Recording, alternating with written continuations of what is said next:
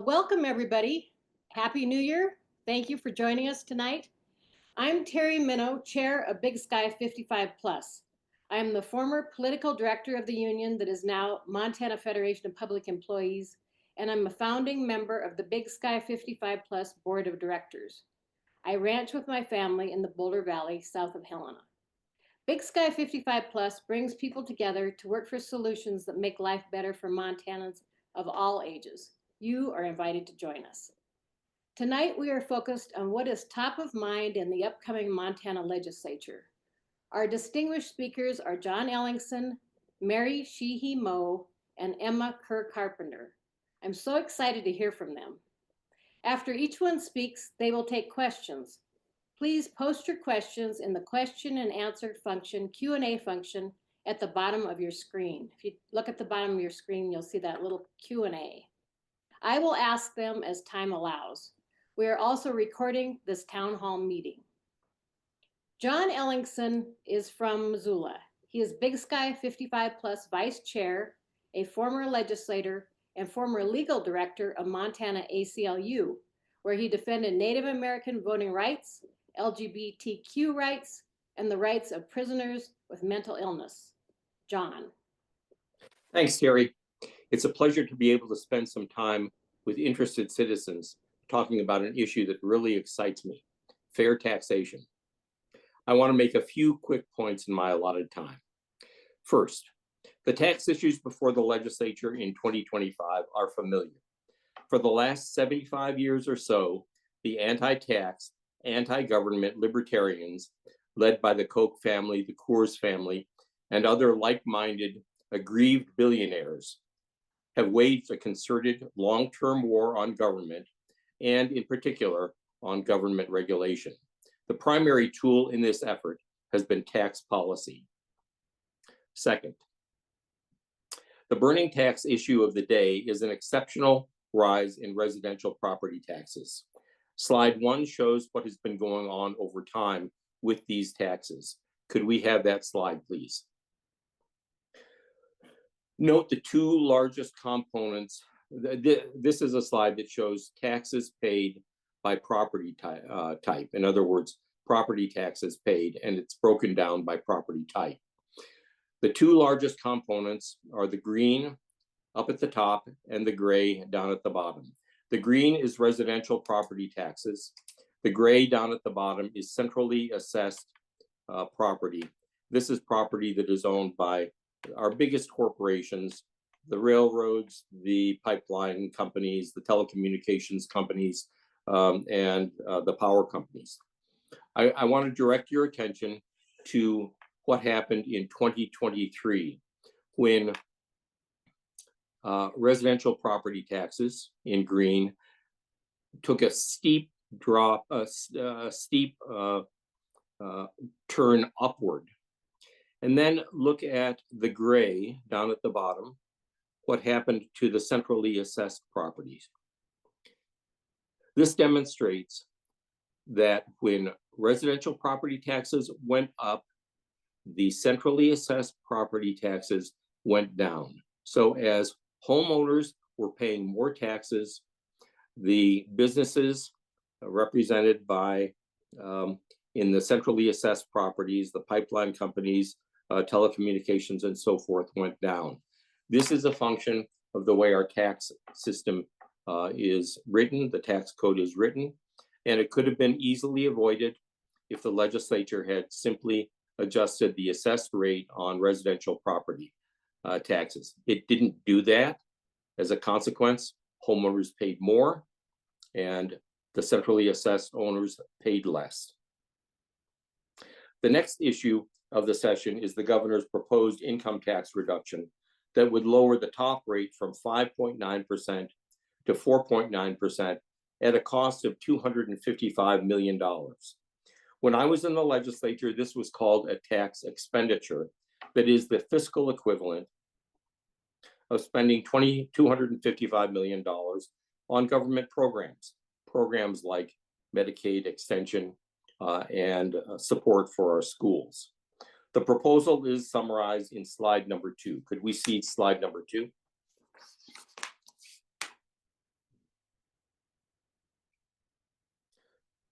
For 80% of us, the tax cuts in this proposal would amount to $388 a year or less. If your income is less than $84,000 a year, the tax cut would be about $115 a year, the average tax cut. On the other hand, if you earn over $749,000 a year, you stand to benefit to the tune of almost $10,000 a year. Some suggest that the wealthy are already paying more than their fair share for government services.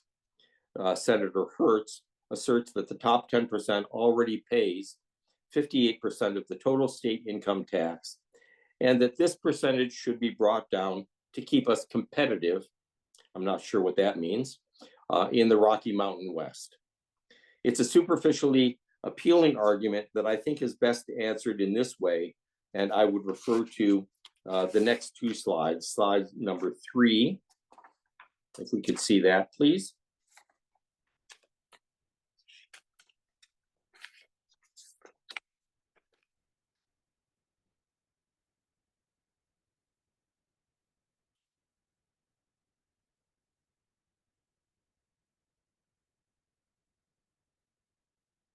We'll get it up there.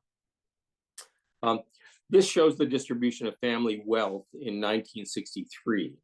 And as you can see, it's pretty flat, even up to the 95th percentile, and then it begins to turn upward for the wealthiest among us. We can't get these two slides on at the same time, but I want you to keep this slide in your mind's eye, and then let's take a look at the slide number 4, which shows the distribution of wealth in 2022. As you can see, the distribution of wealth is far more extreme for the 90th percentile and up.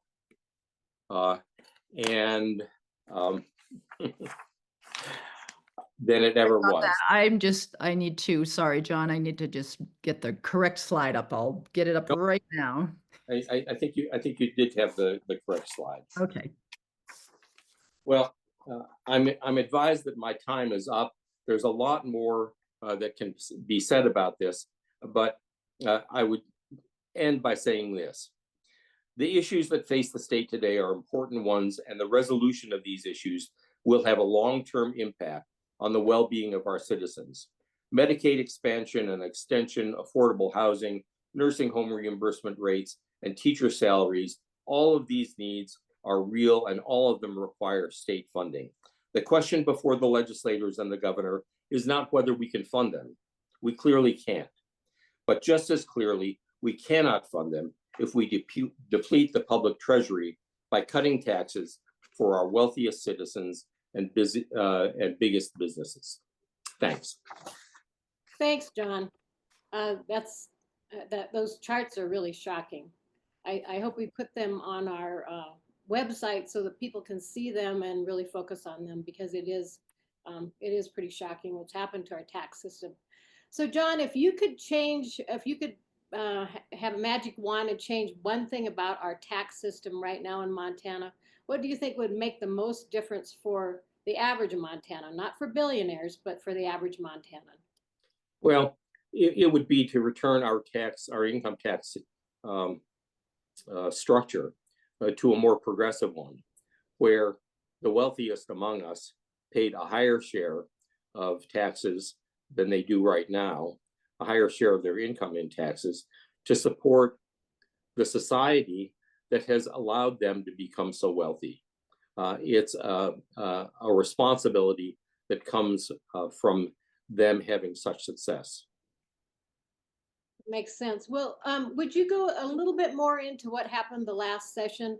I think there's been a lot of misinformation about the whole tax system, and the idea that somehow the counties were to blame, or that somebody was to blame for what happened rather than the legislature and the governor. The Republican legislature, I should say. Yeah, well, local government was blamed for the rise in residential property taxes, but in fact, what local government can spend is already capped. And it's capped at a rate that is 1/2 the rate of inflation. So local government can't be responsible for the rapid rise in residential property taxes. In fact, they're not responsible. And moreover, it should be remembered that a fairly substantial share of residential property taxes doesn't go to local government, but it goes to the state. So those are two components that I think address the question that you asked, Terry. And how could it be fixed? It can be fixed with a revision of the assessment on residential property. If you bring that down, then the residential property taxes go down, and the taxes paid by the centrally assessed properties go up. So homeowners pay less, big businesses pay more. Great, thank you. Well, thank you so much, John. We're so lucky to have your leadership on the Big Sky 55 Plus Board of Directors, especially on the tax issue, which is the lifeblood of our government and the lifeblood of our free society. So thank you. You're welcome. And now I'm going to introduce Mary Sheehy Moe. And she has had a distinguished career as an educator, leader in higher education, lawmaker, and Great Falls City Commissioner. She is widely read as a regular contributor to the commentary pages of Montana's Lee newspapers and other outlets. Mary. Thank you. What's top of mind for me with the upcoming session? Erosion. What's being eroded? The very Constitution legislators take an oath to protect and preserve. I've agreed to focus on two areas that are threatened by this erosion. First, public education. Our Constitution lays out two basic goals for public education: quality and equality of opportunity. The Constitution gives the legislature two duties with respect to those goals: to provide a basic system of free quality public schools and to fund local districts adequately and equally. As major court cases have agreed, the legislature hasn't met either expectation for at least 40 years. The first decennial study in 2005 was required by one of those courts. When it was completed, the court still wasn't satisfied, but thought the legislature was making good faith efforts and time would tell. Time did not tell. The 2015 decennial study was a farce. I was on that study commission. Throughout our year-long effort, we heard from virtually everyone that we should be doing this or that, but we just couldn't afford to. In other words, we weren't funding the basic system adequately. Kathy Kelker and I tried to point out that in a minority report, but the majority voted not to include it. This session will set up the 2025 decennial study, and things are so much worse now than they were in 2015. We can't attract teachers. We can't keep the ones we have. Our facilities make us look young. Large districts have huge budget shortfalls. Smaller ones are struggling to stay alive. And what does the legislature do?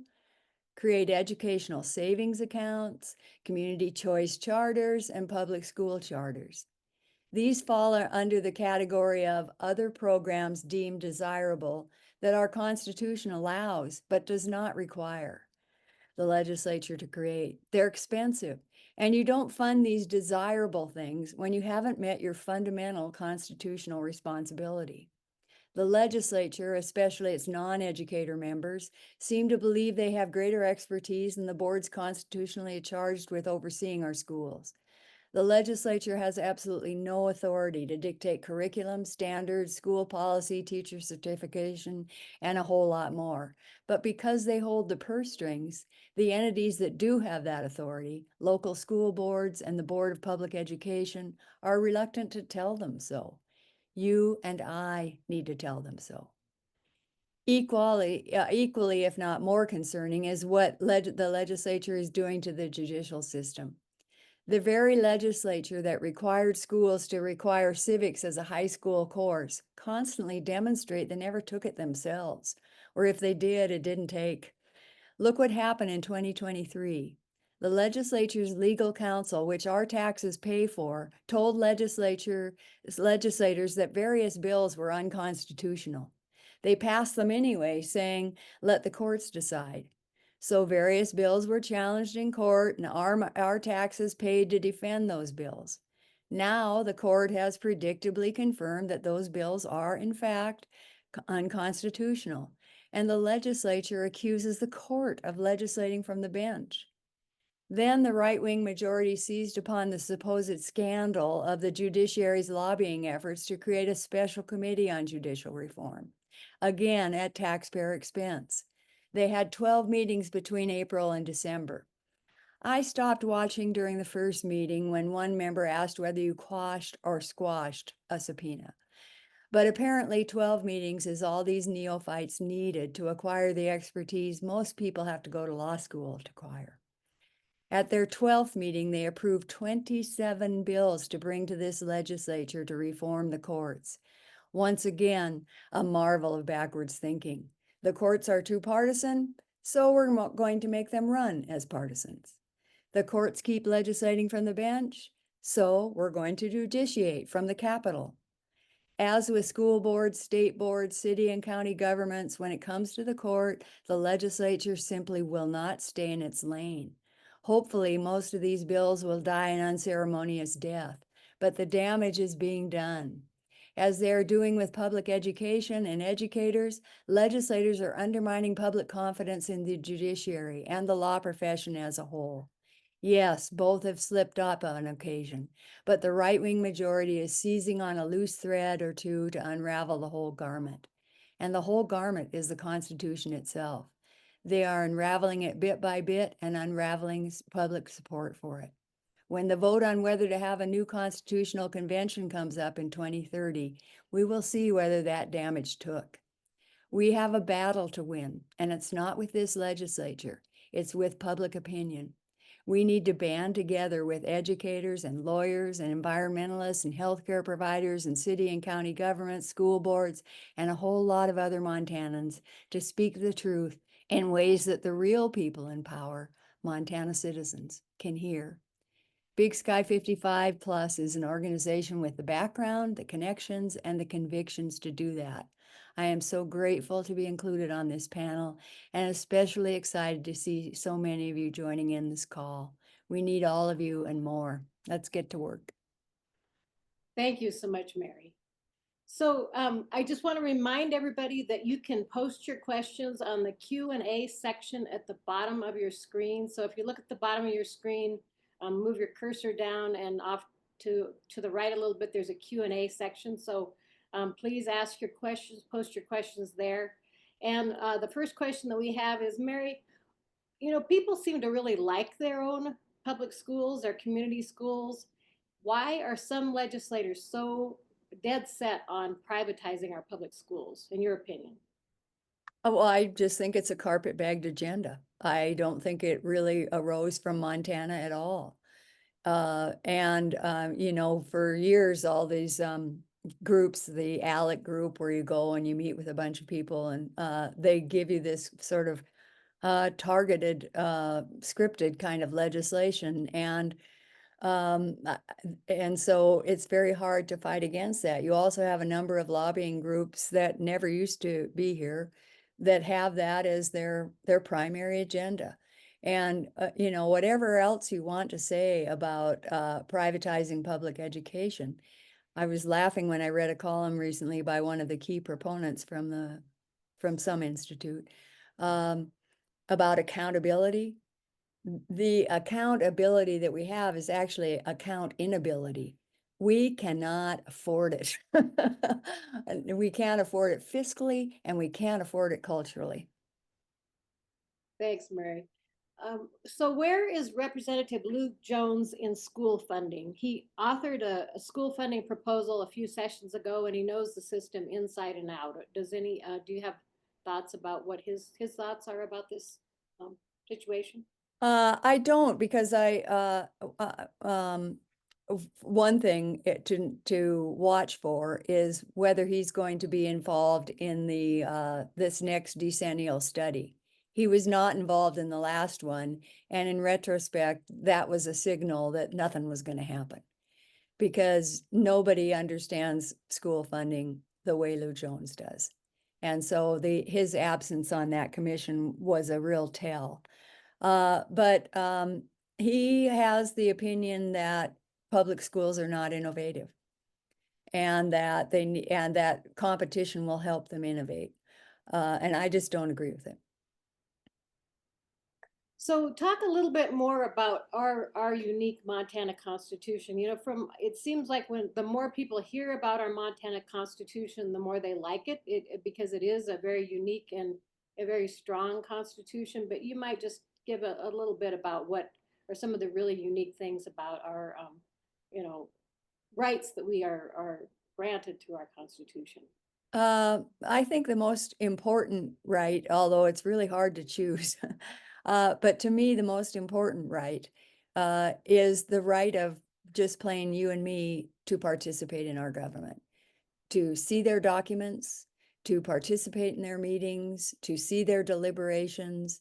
And it's sort of strange to me all the time to realize that people don't remember what it was like before. But you just had no idea how certain things, why they died along the way, or bills and that kind of thing. And that's an important right.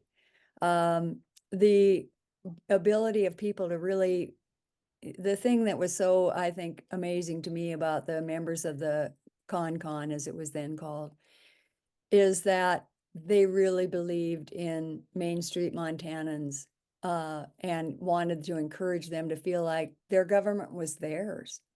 And I think we're losing that.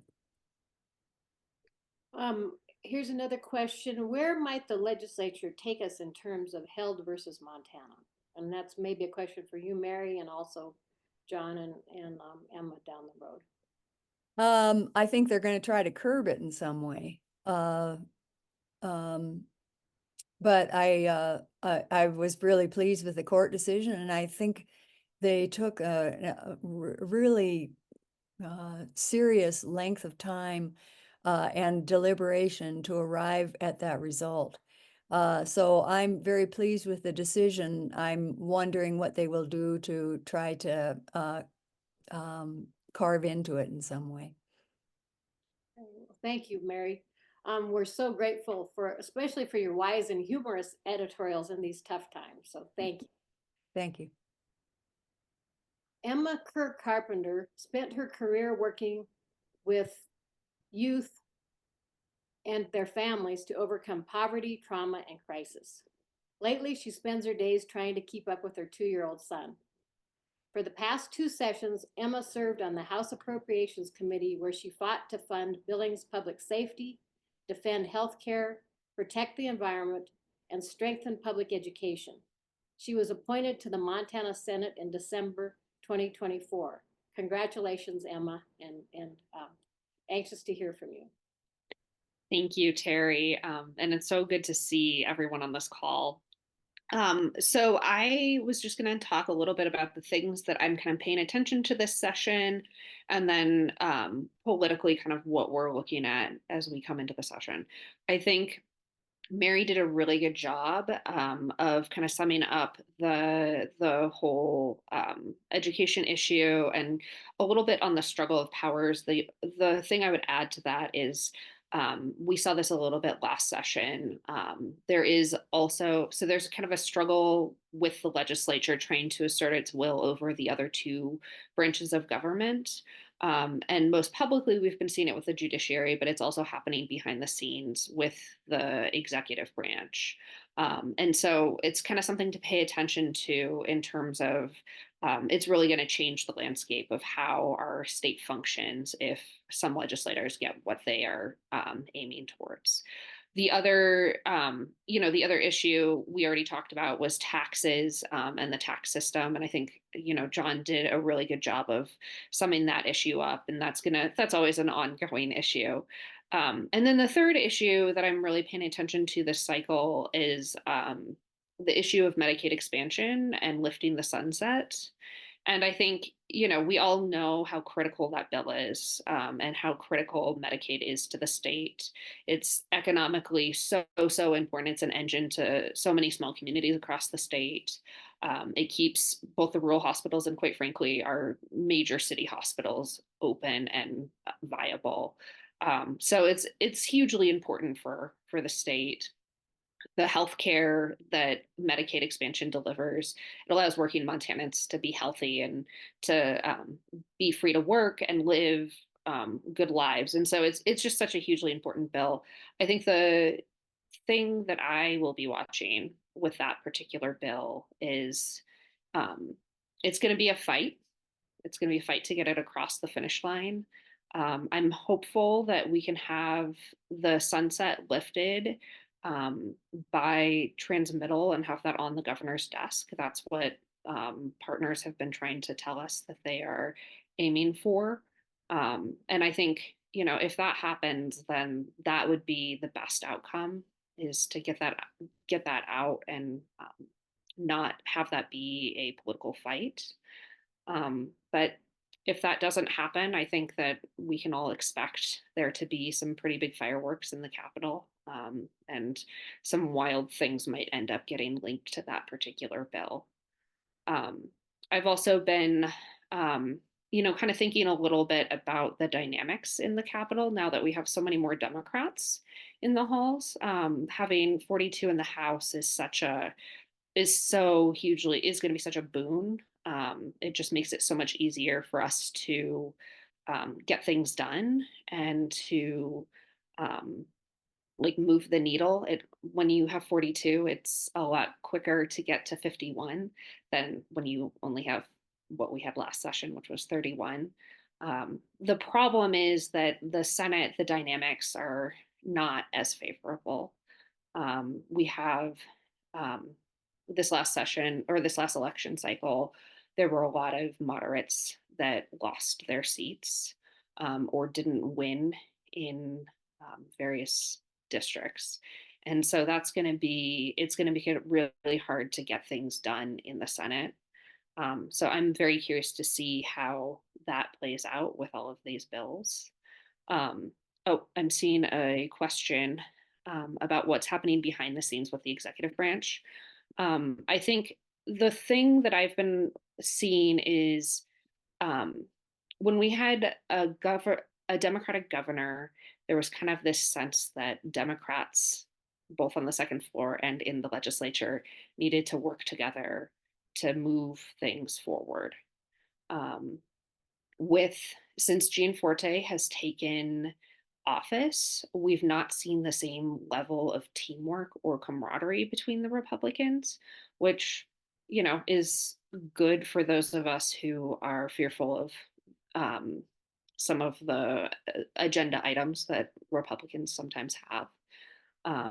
But it's been really interesting to see how the legislature has, at various times, tried to, behind the scenes, absolutely mess with the governor's agenda and have not teamed up with him. And then I think also in the Senate this session, there's a new committee that is it's called the Executive Oversight Committee or something like that. And that is specifically, I think it's specifically to stop some of the governor's agenda items.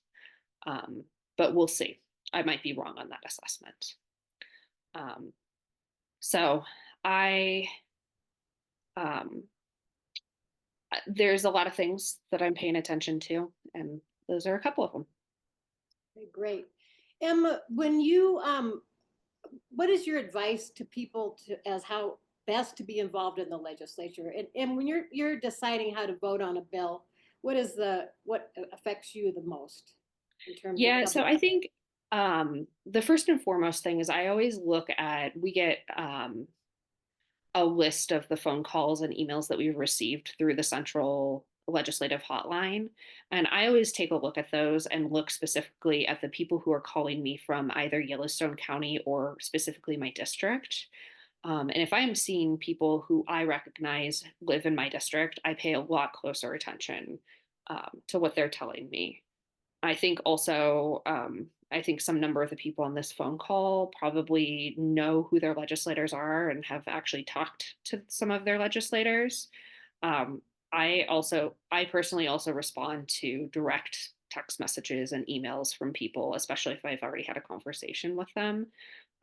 Last session, I had a person in my community reach out to me about a specific bill that had to do with dram shop liability, and he changed my vote between second and third reading.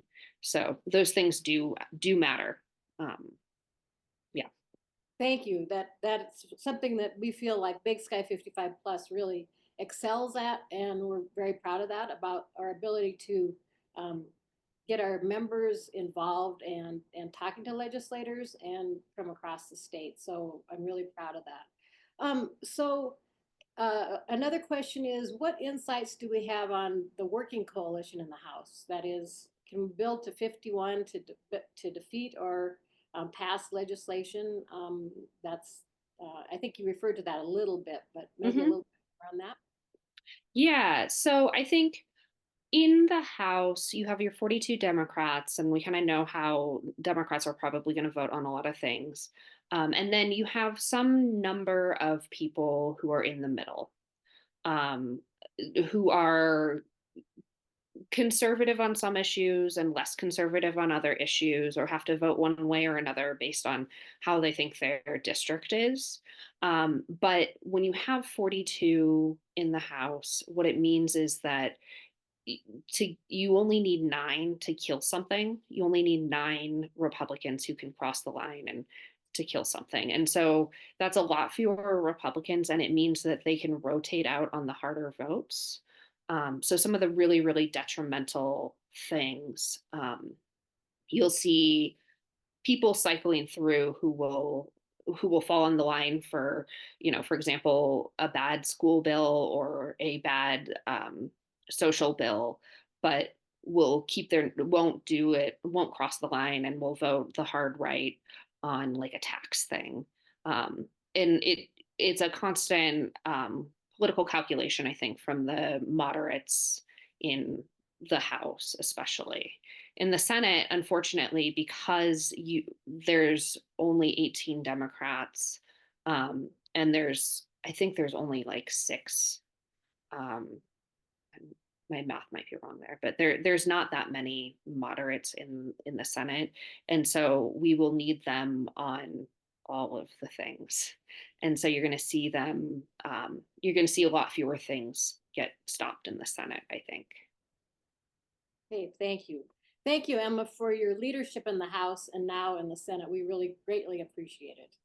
Yeah. We will end with a few words from Margie MacDonald, Big Sky 55 Plus Executive Director, former Billings legislator, community organizer, and our fantastic lobbyist. As well as communicating with legislators and testifying, Margie shares tools and opportunities for all of us to effectively advance the common good. Margie, how can we best participate in the session? Thank you so much, Terry. And I want to be able to let you all know that I'll be joined this year by our political director, Faith Scow. So we will have 2 of us up there. We'll be eyes and ears in the Capitol. And I do think that one of the most effective tools that we have is getting good information to our folks. All of you who are receiving our e-newsletters and following us on social media. And we also work hard to put columns into the newspapers and letters. And last year, I think we had we had several opportunities to get the word out through the editorial pages of Montana newspapers. But we know that not everyone gets their information through newspapers. So look for us, usually on Monday mornings or late in the weekend. We'll post kind of a summary of what happened the previous week and what we're anticipating the coming week. And we really try and give you some perspectives you're not getting in on TV or from other sources. And having been there, I find that it's really valuable to give people a little bit of that inside story. The stories are so powerful. We also can be found on social media, and we have a Facebook feed, and we also are newly on Blue Sky. So look for us there. And one of the things we try and do as well is to amplify and put up good journalism, good letters, good op-eds. If Mary Sheehy Moe writes a great article about public education and it ties into the legislative work and might give you some insights to talk to your legislator, we will try and amplify that and get that out there so you don't miss it. We are also very interested in the issues that have been highlighted here. One of the takeaways from the 2023 session was that the issue of tax fairness was the one we felt like the biggest brick wall that we ran up against and the biggest challenge. We made enormous headway around senior long-term care and assisted living and provider rates, and we intend to work on that some more. We made good efforts on affordable housing, although we didn't get as far there, obviously, as our state needs. And we certainly came away from 2023 feeling like we had made a difference in defending our Constitution, but we just have so much more to do. But on tax justice, tax fairness, we really need our educated, literate, informed membership to keep talking to your friends and family, because the public is it's so much in agreement with us on the issues of tax fairness. And I've seen several excellent questions in the Q&A, which we may not be able to answer online, but keep posted, because we are trying to continue to post good information through our weekly newsletter. And if you're not getting our newsletter, e-newsletter, just email me or look us up on Big Sky 55 spelled out .org. And that's our website, and you can sign up there and get your friends and family. And Terry, your question, the other thing we were able to do in the 23 session, and we have resubscribed to an excellent, very flexible and responsive action alert system. So if we send out a little background on an issue that's very timely, it's coming up for a vote, you are able to click through. You can change your note, you can tailor it, you can change the subject line, which is kind of a good idea sometimes, because then it's unique. I think there's benefits to both sides of that. Seeing 500 lines, emails come in with a emphatic subject line can have an impact on a lawmaker, but so can your personal note about how Medicaid expansion impacts you or your grandchild or your family or your caregiver. So it gives you that flexibility. It allows you to tailor who gets to see that, who you send it to. It might be targeted to a committee, but you may wish to only have it go to part of the committee. So we have a lot of flexibility. We're very happy with our Action Alert software. We think it's effective, and you will get those from us if you're on our email list. And Terry, in 2023, we had enormously positive responses on that. I can remember having a legislative staffer call me because we put in the wrong number. And it was not even, it wasn't even 10 o'clock in the morning. And he called me up and said, "Help, I'm getting all your calls. They should be going to the other number." But I was kind of gratified that we actually had so many calls coming in, but we quickly got that corrected. But people, our members are well informed. They are conscientious. They're very civically engaged, and we really appreciate that. So Margie, there are, we also work on the federal level. And so you might just quickly outline what we've done on the issue of protecting and defending Social Security in the last year, and what we're looking forward to in the future, because we know that it's under attack. We know it's hugely popular. We know everybody supports Social Security, and yet certain Republican legislators are attacking it and wanting to cut it, and perhaps our president. So where are we with that? So we are being very vigilant. Congress is facing a real fork in the road. They can choose to give billionaires anywhere from $2 to $5 trillion in tax breaks. And when I say billionaires, I just mean, you know, the ultra wealthy people who are in the hundreds and hundreds of millions and the growing class of billionaires. We've really seen wealth migrate to the top. If they give those away, those tax breaks, they will not have sufficient resources to secure the Social Security Trust Fund. Our Social Security is not an entitlement, it's an insurance program.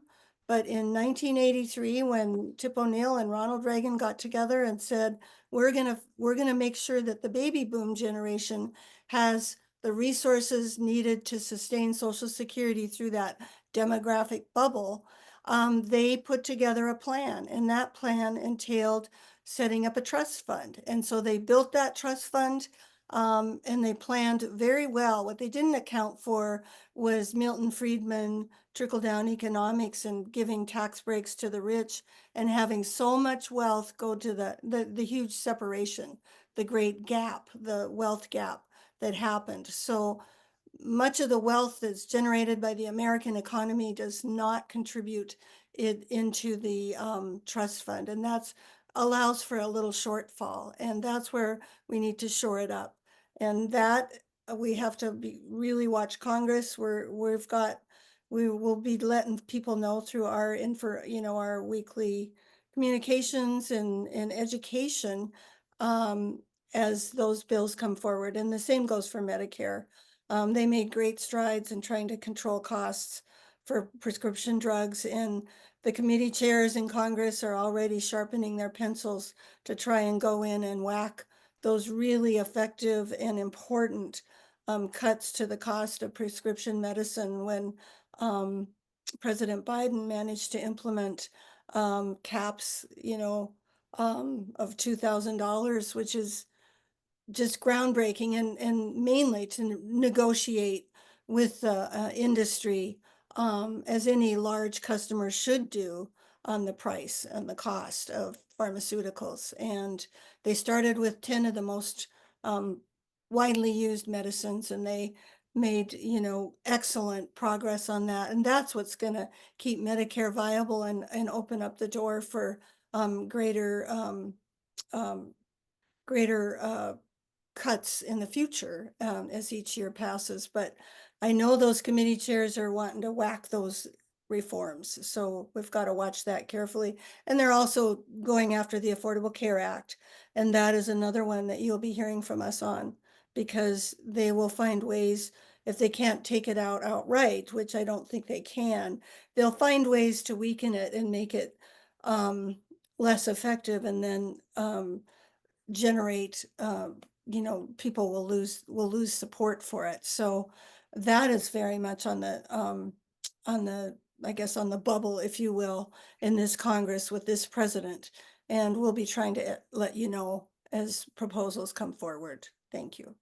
Great, Margie, and we might mention that we had a very successful Social Security road tour this summer, and we're hoping to do something like that again to spread the word, to get people involved, because we do know that there's massive support for these programs, and it's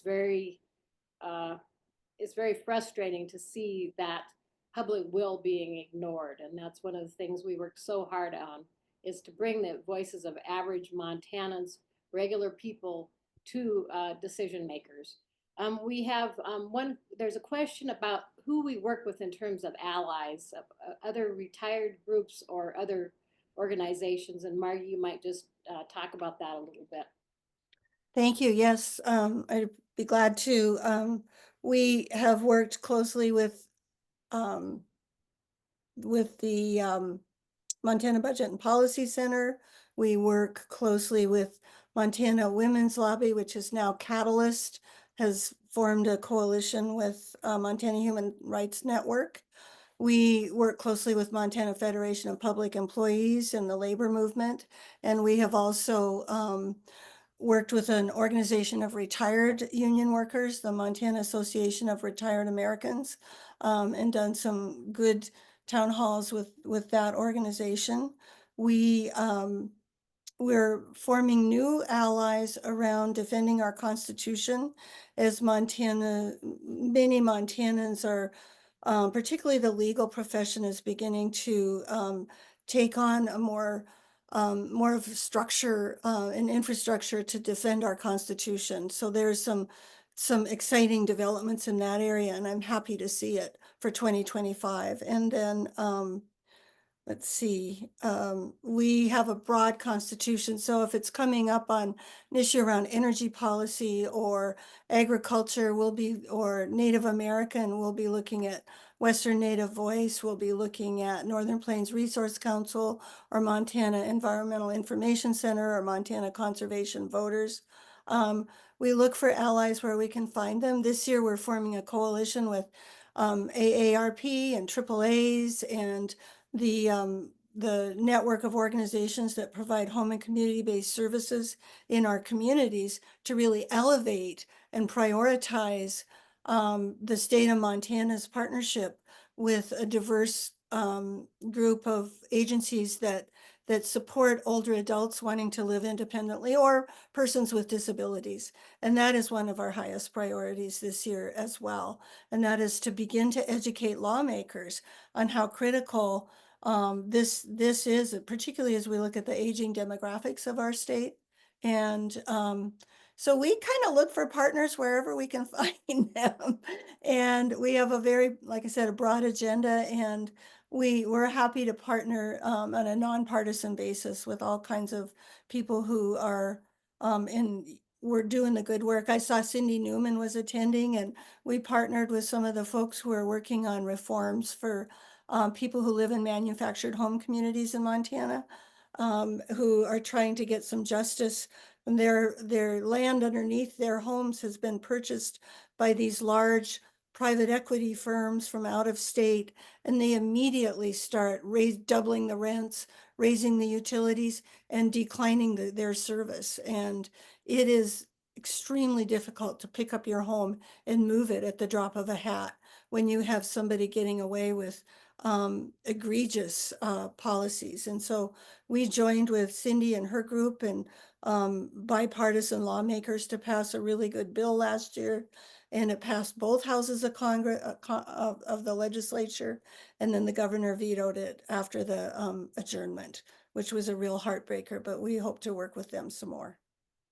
Great. And I see that there's a question about us working with healthcare groups, and yes, we have in the past and will continue to work with healthcare groups to make sure that Medicaid is strong and that it supports Montana, and that we take the what did Emma call it, anyway, that it doesn't go away, that Medicaid that we currently have, that we maintain it. So we're very excited to work with all kinds of people on that. And we're collecting stories about how it makes a difference in people's lives to have health care, to how it helps the working class, the average Americans. So we're gonna wrap it up. We're right at the end of our time.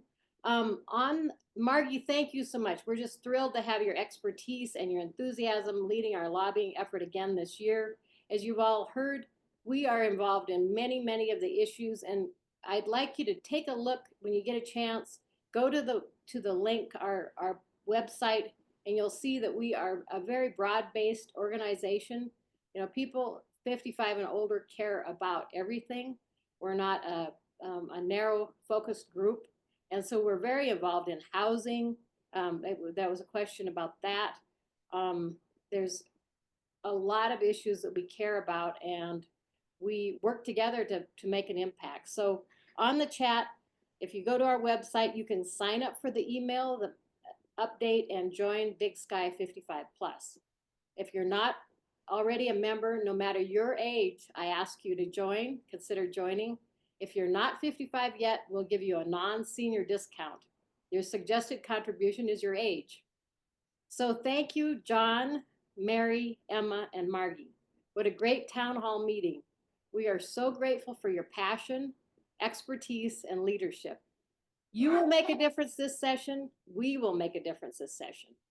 I believe that the antidote to despair is action. Let's all pledge to take action together. So please tune in to our next town hall, which is Tuesday, January 28th at 6 p.m.